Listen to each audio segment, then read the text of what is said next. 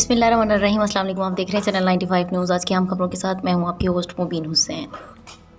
आपको आगाह करते हैं, वफाकी वज़ीर साइंस और टेक्नोलॉजी चौधरी फवाद हुसैन ने मुस्लिम लीग नून के रहनुमा नवाज शरीफ से कहा है कि वो हिम्मत करके पाकिस्तान आए, हम हवाई अड्डे पर उनका इस्तकबाल करेंगे। पाकिस्तान डेमोक्रेटिक मूवमेंट में इख्तलाफ खुलकर सामने आ गए। अहम इजलास में इस्तीफ़ों के मामले पर पीपल्स पार्टी और मुस्लिम लीग नून के दरमियान पाए जाने वाला इख्तलाफ सामने आ गया।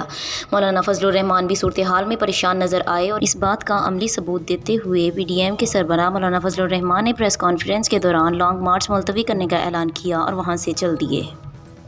लाहौर कौमी एहतसाब ब्यूरो NAP ने 26 मार्च को मुस्लिम लीग नून की नायब सदर मरीम नवाज़ को तलब कर लिया। मरीम नवाज़ को चौधरी शुगर मिल्स केस में तलब किया गया है। ज़राए का कहना है कि मरीम नवाज़ के हवाले से NAP को कई शवाहद मौसूल हुए हैं।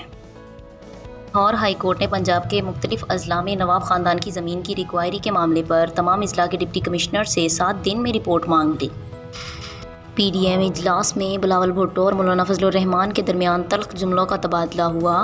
बिलावल भुट्टो ने इस्तफसार किया कि हमें बता दें कि हमें PDM में रखना है या नहीं। मौलाना फजलुर रहमान ने जवाब देते हुए कहा कि आप खुद फैसला करके हमें बता दें।